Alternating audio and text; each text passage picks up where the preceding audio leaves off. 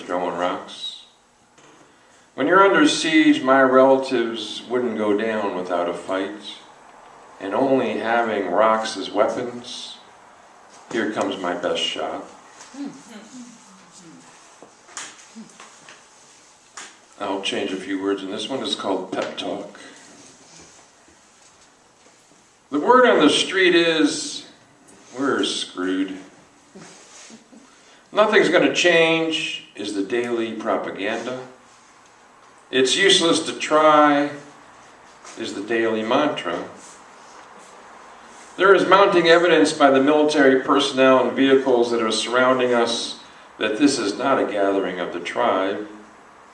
There are many of you who will argue that the studies have all been falsified. I'm afraid I don't know how to break it to you, but it is much worse than reported. Now, though, is not any time for despair. Even if all the means have been deployed to destroy our illusions, you would be amazed at our ability to create the illusions we need. I know many of you are wondering just what is the catch, how much is it going to cost? It always comes down to that. It's obvious that it's way more than we all bargained for, and there are no sales. And even at the lowest price, the price is too high. I've been asked, why would I catch cute little creatures and eat them? It has been proven scientifically that I was hungry. It has also been proven that depending on my hunger, I will eat anything. And which God to pray to? Don't they all have messages of love and compassion, helping those who are down? It seems to have fallen on deaf ears as the killing continues. And now that we are all gathered around the collection plate, many of you are asking me, just how much should I give? Well, if you're asking me, all I can say is, give it everything you got. Give it everything you got.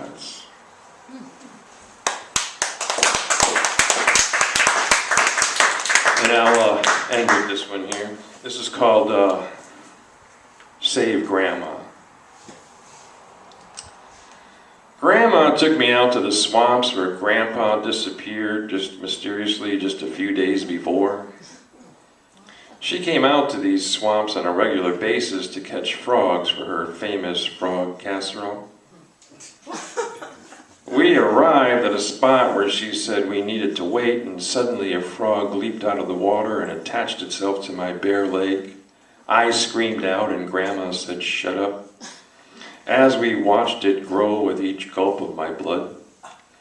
When it got to a certain size that Grandma wanted, she clubbed it off and put it into her basket. I looked on in disbelief as this happened a few times. She explained to me that these were the blood-sucking frogs that not many people liked, but they were the secret ingredient in her frog casserole. Her casserole was my favorite. The only problem now was that Grandma and blood-sucking frogs were kind of one for me now. She was really upset though, since a few miles away they were building one of those really big malls that would be abandoned in a few years.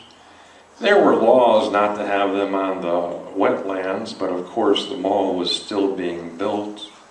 The mall being built there on the wetlands where the frogs gathered, many said that they thought hundreds of thousands and others said millions would probably die. The scientists concluded it would be complete extinction, since this is where they mated. Grandma wanted me to fight them all, demand that we save the blood-sucking frogs. I tried to explain to Grandma that most people want to save dolphins and cute seals, or maybe the whales or the majestic elephants. Who wants to save a blood-sucking frog? She was distraught. What would life be without the social picnics and the frog casseroles, which she won on a regular basis? And let's not forget Harold, the farmer down the road, who loved her casserole. Save the blood-sucking frogs, Grandma pleaded. So after brainstorming a few ideas, I created a marketing campaign. Blood-sucking frogs are cute. It didn't go over very well. Having blood-sucking frogs as pets was a disaster. Showing them playing and sucking blood only started a killing frenzy. The key, I realized, is having people eat Grandma's casserole.